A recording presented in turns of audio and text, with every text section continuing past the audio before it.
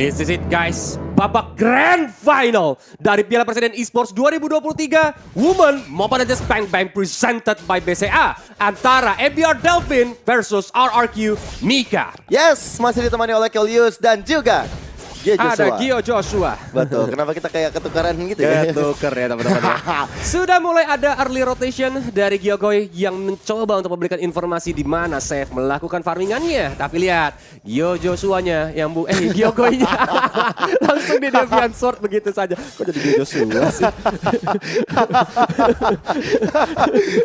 Bahagia banget lu jelek.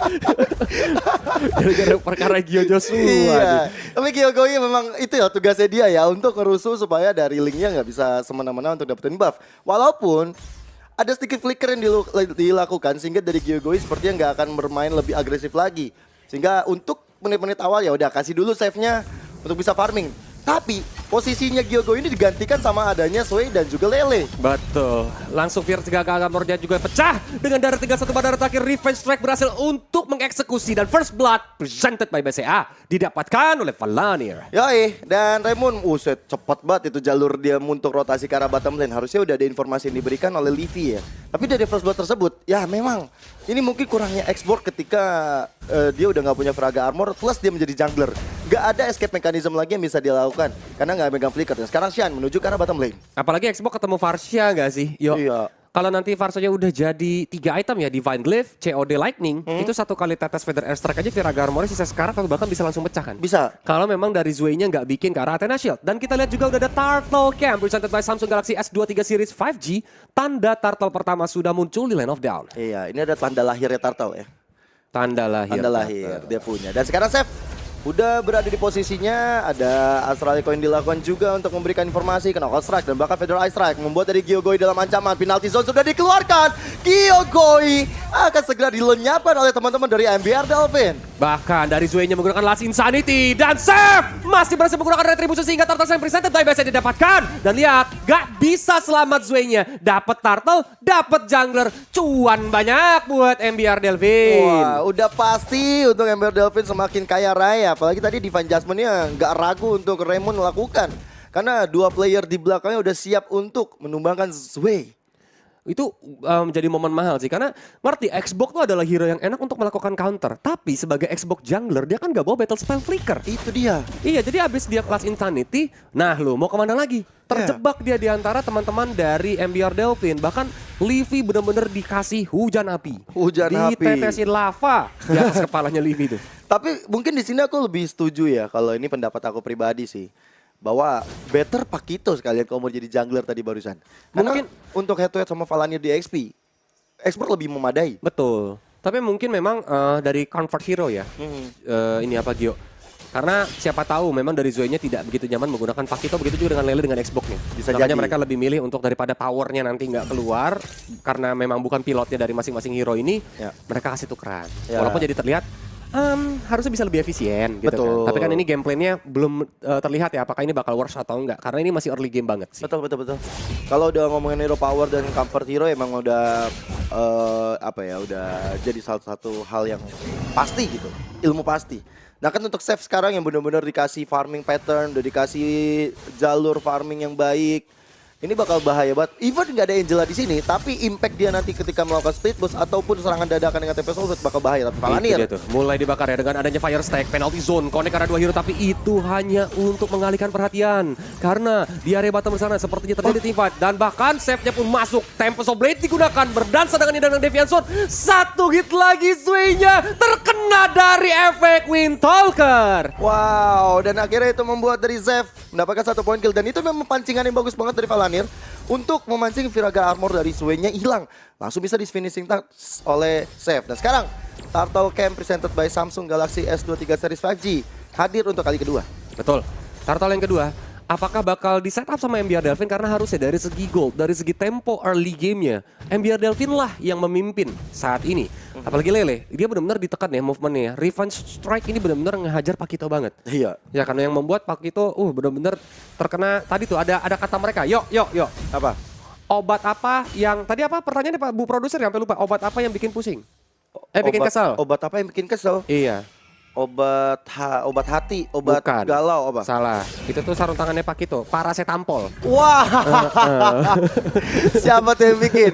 Boleh tahu tuh. juga tuh. Aduh, emang dasar sampai emosi kita tadi ya. Dan Invader Airstrike sudah mulai digunakan, mencoba untuk menghilangkan Viragarmo dari Zwei, tapi sepertinya tidak bisa terjadinya kontes. Gyoge menggunakan bouncing ball, mencoba untuk mundur ke arah belakang. Bahkan fire missile-nya connect, dia mencoba untuk mundur lagi. Penalty zone juga memang yang dihajar dan berhasil untuk menumbangkan seorang Gyoge. Dan bahkan untuk Turtle Lane presented by BCA didapatkan lagi dan lagi untuk MBR Delfin. Mereka nggak ngendorin serangan lagi. Apalagi mereka dapat cuan untuk kali kedua dapetin Gyogoy. Dan sekarang Lele Wah. mencoba untuk kabur setelah ada sosok Shine. Dan bahkan Valanir mencoba untuk Buying time. menghindari supaya Lele bisa kabur. Iya, lelenya sih buying time biar si Ash-nya bisa dapetin outer top turret ya tadi ya. Tapi safe nih, ini dengan purple buff dan snowballingnya, Link sih mengerikan sih Yo kalau dapetin snowballing di early game ya. Karena bahkan lihat tuh, Viragarmo dari Zwei langsung hilang, Tempest of Blade bisa jadi digunakan sekarang nih. Lele mau gak mau harus recall karena dari sekarang, tapi untungnya Tempest of Blade, nabrak tembok dari Sep, langsung mencoba untuk loncat ke atas sana, tapi ternyata berhasil di-breaded pakai Nibiru. Iya, itu miskalkulasi dari Tempest of Blade-nya ya. Sehingga Iya. dari save-nya bisa ditumbangkan begitu saja. Padahal Sway-nya juga dalam keadaan yang tidak baik-baik aja tuh tadi. Tapi memang posisi S juga tepat banget karena memang dia habis dapetin ke arah outer turret di arah top lane. Dia langsung ngelihat fokus terhadap minimap, ada Sway yang diharas. Jadi itu menjadi salah satu hal yang baik lah. Setidaknya ada responsibility yang baik dari RRQ Mika barusan. Ya, Astral Eco memang sudah dibuka ya, tapi gini. Fancy Nancy dia udah dapetin 2 poin kill juga yo. Brody juga adalah salah satu hero yang mengerikan kalau dapetin snowballing di early game. Meanwhile, Ashley udah dapetin 1 poin kill tapi dia sudah ter-take down 1 kali. Berarti memang dari RRQ Mika ini mencoba untuk memberikan space ya, atau membuat space biar Ash-nya ini bisa melakukan farming sehingga beberapa item-item utama dari Beatrix itu bisa diamankan sama seorang Ash. Iya. Baru nanti Ash-nya join team fight. Karena Link ketika memang dia sudah mendarat kayak tadi tuh, beredetan di biru dari seorang Ash itu bakal bisa menumbangkan Link dengan cukup cepat. Betul. Dan itu bakal jadi modal bagus juga untuk Ash yang mencoba untuk memberikan pressure, memberikan leveling dia untuk lebih setara lagi dengan Fancy Nancy. Tapi ada Revenge, ada Rage, sudah memang masuk bersama dengan ada Bandit Race. Valanir yang terlihat di area rerumputan masih terlalu tebal untuk bisa ditumbangkan. Betul, sedangkan sudah terlihat juga ada turtle cam presented by Samsung Galaxy S23 series 5G ya. Di mana Zwei gak mau ngasih perfect turtle ke arah teman-teman dari MBR Delfin. Dia mencoba untuk mengambil dan di arah atas sana Fancy Nancy benar-benar sneaky mencuri inner top turretnya. Dari darah turtle masih lumayan cukup banyak. Star Spear-nya memang kode ke arah depan sana tapi terkena Divine Judgment. Lele langsung flicker ke arah belakang, bahkan Nether Airstrike juga digunakan. Tempest Sobat dari Save hanya untuk defensive saja. Dan dari turtle-nya masih bisa diamankan oleh seorang Zwei Turtle Slain presented by BCA. Dan bahkan pertarungan Zoe yang masih punya Praga Armor, dia nggak mau lepasin ke arah satu Last Insanity. Padahal melihat Raymond tadi dalam keadaan tidak baik-baik saja, mungkin ada chance untuk bisa dia ledakan, bisa dapetin point kill. Tapi permainan aman dilakukan oleh RRQ Mika setelah mereka juga dapetin ke arah Valanir. Ini MBR Delfin temponya sih benar-benar kencang banget sih yo. Ya. Dia team fight objektif. Team fight objektif, bahkan di team fight yang sedang terjadi objektif didapatkan. Karena mungkin dari mobilitas juga dari MBR Delfin yang cukup tinggi ya, dengan ada SF atau mungkin dari Fancy juga, Raymond juga kencang untuk masalah mobilitas. Jadi dia akan terus tabrak. Ini dia untuk head to head presented by BCA, ada Shan dan juga Livy, kedua gold lane mid laner kita. Wah, ternyata ada save yang berhasil ditumbangkan di hadapan bottom lane oleh Ash. Waduh, save-nya tumbang nih ya, maka ngasih lagi pundi-pundi gold ke arah seorang Ash. Apakah memang dari save tadi terpancing adrenalin rush Gio? Karena posisi dari teman-teman MBR Delfin ini lumayan cukup jauh. Ya. Dan Ash-nya berhasil untuk di pick off. Apalagi sekarang nih, Tyrant Revenge menuju ke arah depan sana. Memang nggak connect ke arah siapapun. Bahkan Divine Judgment juga dibuka. Bandit's Rage kena keriman sakit banget. Sang burung harus mundur ke belakang sambil teriak, kakak, kakak. Kenapa ada cosplay suara burung? Kebakar soalnya. Kena Kasihan. rocket launcher.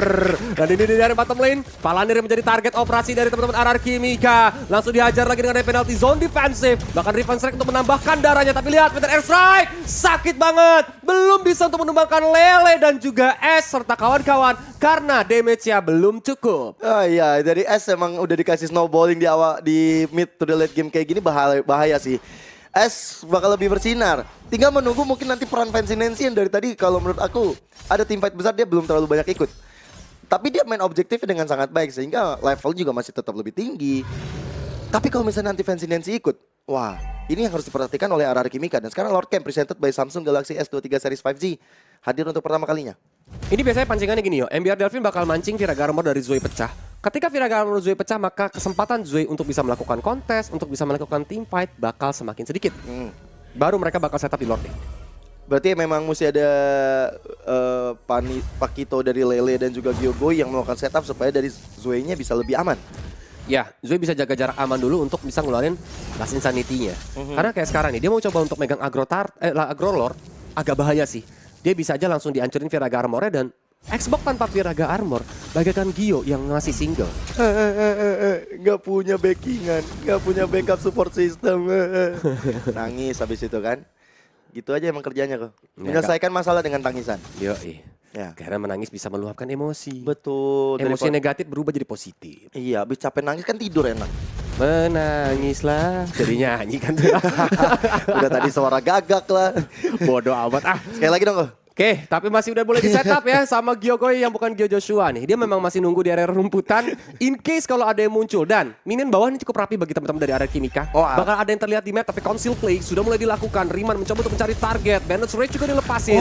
Dan kali ini Feather Airstrike dihajar juga dibuka sama seorang Shine. Di cancel dengan Neko Knockout Strike. Firaga Armor dari Zoe-nya pecah. Bahkan Astral Eco juga connect ke depan sana. Tempest of Blade hanya untuk defensif saja. Dan Gyogoy menggunakan bouncing ball. Riman, dia tidak bisa terbang untuk mundur ke belakang. Dan bahkan niat baik dari Riman tadi menarik ke arah S dengan Divine Judgment. Gak ada follow up damage dari teman-teman MBR Delvin. Sehingga membuat dari serangan tersebut, serangan barusan seakan tidak membuahkan hasil yang maksimal. Malahan Raimon yang ketinggalan sendirian gak ada backup damage langsung bisa ditumbangkan. Free Lord didapatkan oleh RR Kimika. Dan itu dia Lord Slain presented by BCA. Waduh, ya keuntungan yang didapatkan MBR Delvin langsung menghilang. Bahkan sekarang goldnya itu dipimpin sama RR Kimika nih. Mungkin MBR Delvin masih memimpin adalah objektif kan? Sama malah tuh, satu inner turret. Oh ya, objektif doang, menang satu inner turret. Karena di top lane inner turretnya tadi berhasil di split push sama Fancy Nancy. Iya. Nah ini menjadi PR nih.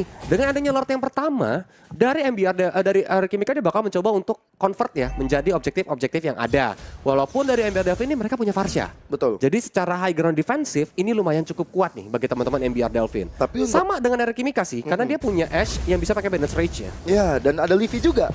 Yang diam-diam dengan Astral Meteor juga bisa ngeganggu juga. Nah, sekarang di Tyrant Rage kah? Langsung ditarik begitu saja dengan ada Divine Judgment. Gyogoy tidak bisa lari kemana-mana walaupun Astral Sphere connect ke depan. Tapi tidak bisa di-follow dengan damage yang cukup. Bahkan di belakang sana, Seth sudah mulai masuk. Mengincar ke arah belakang dengan Tempest of Blade yang Wind of Nature. Dari seorang S bahkan Winter Trajan. Tapi S langsung tumbang. Disusul oleh Livika. Karena ternyata Seth yang langsung di-follow up sama Lele. Itu para set tampol yang benar-benar ketampol banget ke dalam tubuh dari Seth yang akhirnya membuat dari Seth tumbang. Tapi setidaknya dia dapetin ke arah S. Gak ada berarti high ground attack yang dimiliki oleh RR Kimika. Sehingga Lord yang didapatkan oleh RR Kimika ya udah akan menjadi hal yang bisa didapatkan ataupun diselesaikan oleh MBR Delvin. Betul. Sambil kita lihat ya replay presented by Samsung Galaxy-nya. Ini mereka coba untuk mempick up Valanir, tapi Divine Judgment itu di saat yang tepat tuh. Sebelum tangan Kufra bertemu satu sama lainnya, itu langsung ditarik, dijambak tuh Kufranya ke belakang. Dan di belakang, Seth ini sebenarnya udah bagus banget nih untuk incar ke arah lini belakangnya. Memang ada defensif seperti Wind of Nature dan juga Winter Truncheon. Itu kalau nggak ada, dia dapetnya double kill tuh. Iya, harusnya. Dan keputusan mekanik tersebut yang akhirnya menyelamatkan sisi dari Livy. Begitu juga poin kill yang didapatkan oleh Lele. Yang sejauh ini Lele juga belum tumbang sama sekali. Wah. Astra Sphere-nya sih makin lama makin sakit ya. Iya, late game udah bahaya ini. Iya, karena kan dia tinggal Astra Recall, ngeker, lepasin Astra Sphere gitu ke depan. Iya. Itu bakal ketika connect, ya makin lama bahkan Shine bisa setengah darah loh. Berkurangnya kalau, karena kan biasanya Varsha tuh nggak buat item defensif kayak magical defensif gitu kan. Oh tentu tidak. Kalau physical defensif masih bisa pakai immortal shield walaupun nggak gitu banyak. Tapi kalau untuk magical defensif agak sayang gitu loh maksudnya buat seorang Varsha buat. Tapi lele mau kemana kamu Lele? Langsung ditarik dengan Divine Judgment. Ada immortal shield tapi dia langsung diajar juga dengan adanya Feather Airstrike dan Lele harus memecahkan immortal shieldnya. Yogi datang melakukan cover dan di belakang sana penalty zone bagus banget ke arah 4 hero. Di follow up oleh seorang Seth. Livy tidak bisa bertahan lagi dan Gyogoy pun menjadi korban berikutnya. S bakal langsung ditusuk-tusuk tapi save. Dia terkena banyak damage sehingga save-nya tumbang. Positioning dari S yang perlu diperhatikan dengan nih biru passionnya. Membuat hero-hero mencoba untuk masuk ke dalam. Langsung bisa di take down.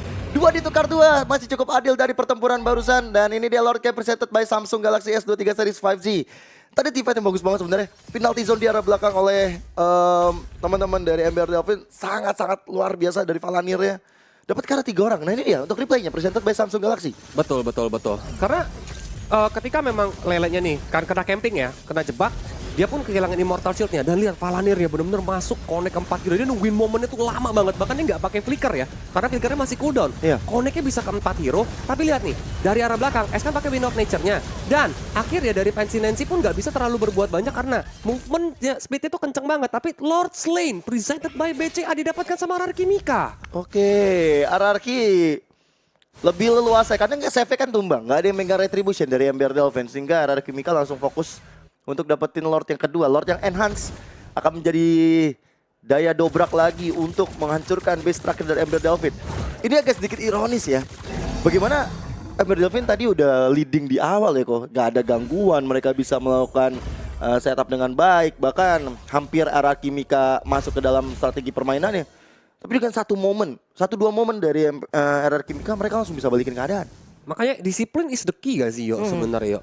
Karena memang tadi setup juga dari teman-teman RRQ Mika yang begitu baik, terutama dengan Gyogo ya, cara tangkapnya Gyogo ke arah depan, backup dari teman-teman RRQ Mika, itu yang membuat Ember Dolphin saat ini benar-benar dalam keadaan defensif nih. Keadaan revenge ya, menuju ke arah depan hanya untuk mengusir saja karena inner middle turret yang harusnya berhasil untuk dirobohin, apalagi Lord Enhance ya masih ada di area top lane. Seth melakukan cutting million di tengah dan dari RRQ Mika ingin bermain bersama Lord. Kalau 4-1 seperti ini ya, ini bakal berat untuk teman-teman dari RRQ Mika. Walaupun mereka juga masih memegang sosok Seth yang ada di arah belakang.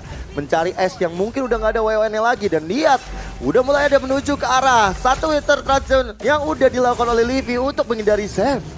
Betul, at least itu kepancing untuk Winter Trance-nya, bahkan Seth-nya pun masih survive. Karena kenapa? Ash-nya tadi terlalu jauh. Kalau tadi ada Ash, mungkin Seth gak mungkin berani lewat situ sih. Vince Poise-nya yang ada diputar balikin. Iya. Tapi masih dapetin satu best start, udah cukup untung juga bagi RRQ Mika. Mereka harus dewasa, karena gimana pun juga harus respect ada Shine.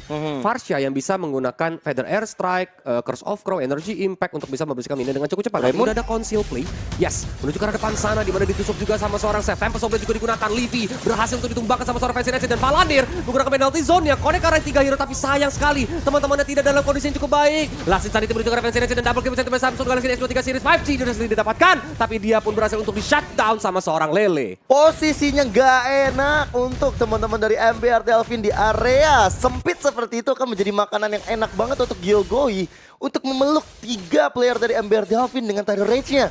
Terbukti dengan ada Fancy Nancy yang akhirnya terlalu dalam, masuk ke dalam kerumunan 3 player RRQ Mika yang tersisa tadi. Langsung bisa diselesaikan dengan baik oleh teman-teman RRQ Mika, terutama oleh Ash. Ya, dan draftnya ya, RRQ Mika nih adalah draft yang menguntungkan dari segi team fight yo. Mereka bakal enak banget dari segi team fight-nya karena apa? Area of effect banyak. Ya kan? Terus juga pick up ability ada, burst damage juga ada.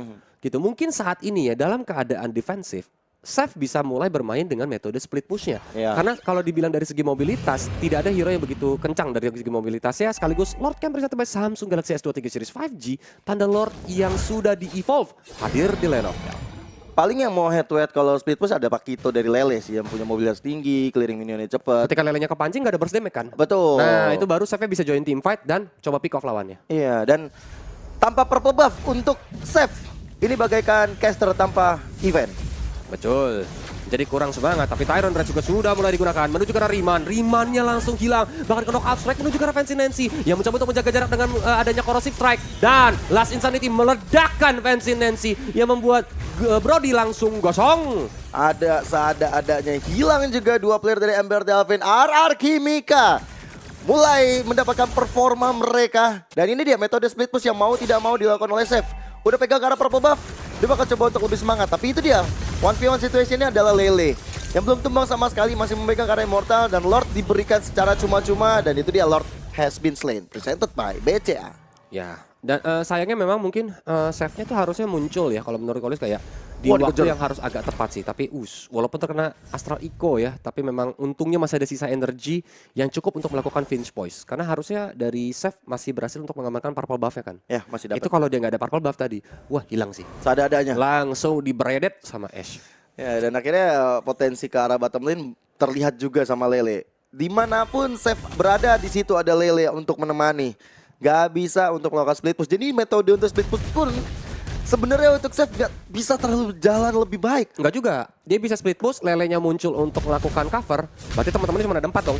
Iya. Nah, itulah waktu MBR Delvin untuk setup tim fight. Nah, tapi kalau modelan kayak gini teman-teman yang masih jauh ada di belakang bakal susah sih untuk save. Mau nggak mau dia oke. Objektif berikutnya adalah ngambil purple buff lawan dan itu bagus banget sebenarnya untuk dia. Dan setelah ini dia bisa untuk pulang, bisa untuk bantuin teman-temannya. Atau dari belakang melakukan flanking. Karena lihat ya, Rimannya ya benar-benar mencoba untuk membuying time kan. Kalau lawan ini menargetkan diri ke arah Riman, maka bisa aja S. Lordnya bakal ditinggal sendirian. Tapi conceal play, bahkan S-nya langsung dihajar dengan ada Divine Judgment. Tapi Taren Rage melakukan cover dengan cukup baik. Tempest of Blade dari seorang Seth tidak bisa melakukan impact yang banyak. Karena Seth pun langsung butuh ke arah belakang, tapi tidak bisa berhasil di take down. Dan base-nya dari Lord udah sekarat banget. Dan RRQ Mika menangkan game yang pertama.